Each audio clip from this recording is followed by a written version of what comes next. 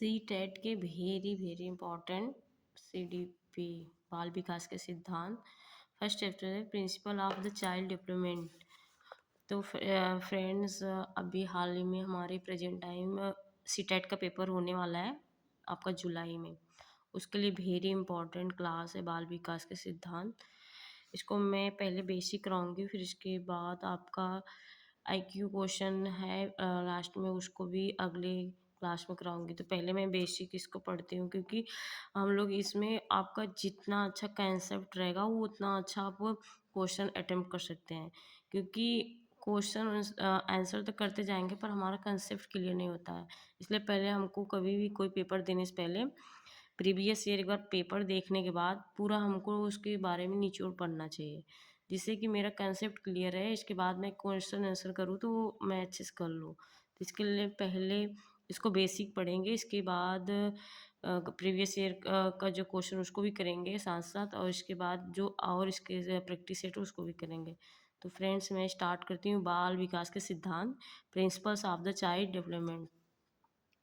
तो बालक के विकास की प्रक्रिया उसे गर्भ से आने से ही प्रारंभ हो जाती है और उस समय तक चलती रहती है जब तक वो प्रौढ़ा को प्राप्त नहीं होता है। जैसा कि मुनरो ने कहा है, विकास परिवर्तन श्रृंखला की अवस्था है जिसमें बालक भ्रूणावस्था से प्रौढ़ावस्था तक गुजरता है। विकास के परिणाम स्वरूप व्यक्ति में नवीन योग्यताएं और नवीन विशिष्टताएं प्रकट होती है। बालक के विकास की यह प्रक्रिया किस प्रकार संपन्न होती है? इस संबंध में मनोवैज्ञानिक ने अनेक सिद्धांतों का प्रतिपादन किया है, जिन्हें विकास के सिद्धांत कहा जाता है। यह सिद्धांत इस प्रकार है।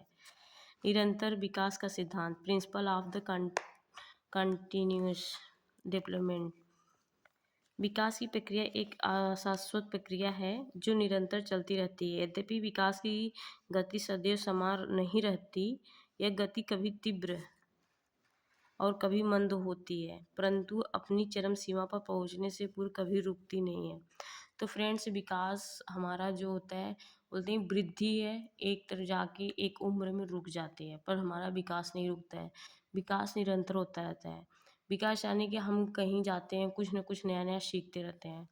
तो विकास हम घर से बाहर से हर जगह से कर सकते हैं, क्योंकि विकास हमारे माइंड का कहीं न कहीं से होता रहता है। पर वृद्धि एक अवस्था होती है, उम्र होती है, जाके जहाँ तक रुक जाती है।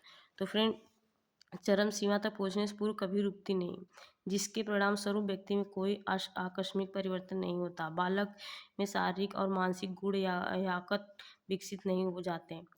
उसमें भाषा का विकास एक ही दिन में नहीं हो पा जाता, अपितु इसकी नींव बालक के जन्म से ही पड़ जाती है। और इसके आगे एकीकरण का सिद्धांत, प्रिंसिपल ऑफ द इंटीग्रेशन।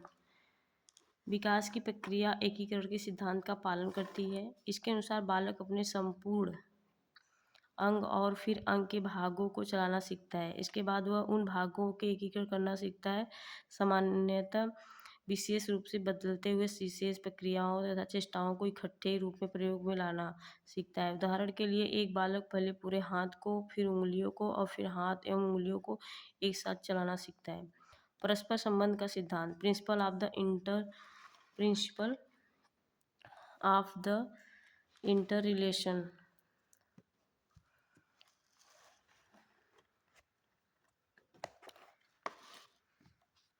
विकास सभी दशाएं, शारीरिक, मानसिक, संवेगात्मक आदि एक दूसरे से परस्पर संबंधित है। इसमें किसी भी एक दिशा में होने वाले विकास अन्य सभी दिशाओं में होने वाले विकास को पूरी तरह प्रभावित करने की क्षमता रखता है। उदाहरण के लिए, जिन बच्चों में औसत से अधिक बुद्धि होती है वह शारीरिक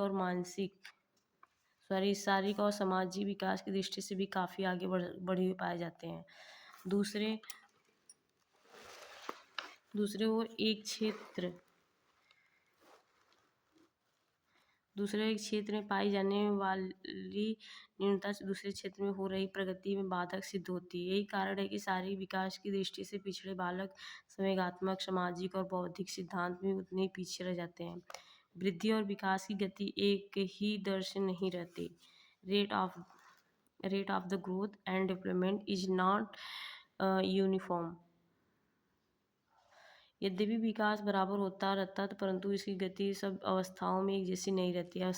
शैशवावस्था के शुरू में वर्षों में यह गति कुछ तीव्र होती है, परंतु बाद में के वर्षों में यह मंद पड़ जाती है। पुनः किशोरावस्था के प्रारंभ में इस गति में तेजी से वृद्धि होती है, परंतु यह अधिक समय तक नहीं बनी रहती। इस प्रकार वृद्धि और विकास की गति में उतार चढ़ाव आते ही रहते हैं, किसी भी अवस्था में एक जैसी नहीं रह पाती। विकास सामान्य से विशिष्ट की ओर बढ़ता है। Development proceed from general of specific response. विकास और वृद्धि को सभी दिशाओं में विशिष्ट क्रियाओं से पहले उनके सामान्य रूप से दर्शन होते हैं। उदाहरण के लिए अपने हाथों से कुछ चीज़ पकड़ने से पहले बालक इधर उधर यूं हाथ मारने या फैलाने की चेष्टा करता है। इसी तरह शुरू में एक नवजात शिशु के रोने और चिल्लाने में उसके सभी अंग प्रत्यंग भाग लेते हैं, परंतु बाद में वृद्धि और विकास की प्रक्रिया में फलस्वरूप यह क्रियाएं उसकी आँखों वाक तंत्र तक सीमित हो जाती है। भाषा विकास में भी बालक विशेष शब्दों पहले सामान्य ही सीखता है। पहले वह सभी व्यक्तियों में पा कहकर ही संबोधित करता है। इसके पश्चात ही वह केवल अपने पिता को पापा कह संबोधित करना सीखता है। विकास की भविष्यवाणी की जा सकती है। Development is the predictable. एक बालक की अपनी वृद्धि और विकास की गति को ध्यान में रखने उसके आगे बढ़ने की दिशा और स्वरूप के बारे में भविष्यवाणी की जा सकती है। उदाहरण के लिए एक बालक की कलाई की हड्डी का एक संकीर्ण गणतंत्र लिया जाने वाला चित्र बता सकता है कि उसका आकार प्रकार आगे जाकर किस प्रकार का होगा। इसी तरह बालक को इस समय की मानसिक योग्यताओं के जानने से सहारे उसके आगे के मानसिक विकास के बारे में पूर्वानुमान लगाया जा सकता है। व्यक्तिक अंतर का सिद्धांत principle of the individual differences. इस सिद्धांत के अनुसार बालों का विकास और वृद्धि उसकी अपनी व्यक्तिकता के अनुरूप होती है। वे अपनी स्वाभाविक गति से ही वृद्धि और विकास में विभिन्न क्षेत्रों में आगे बढ़ते हैं और इसी कारण उनके पर्याप्त विभिन्नताएं देखने को मिलती है। कोई भी एक बालक वृद्धि और विकास की दृष्टि से किसी अन्य बालक के समरूप नहीं होता। तो फ्रेंड्स इस क्लास में इतना, इसके आगे मैं नेक्स्ट क्लास में कराऊंगी और जो इम्पोर्टेंट भी बहुत ज़्यादा इम्पोर्टेंट है।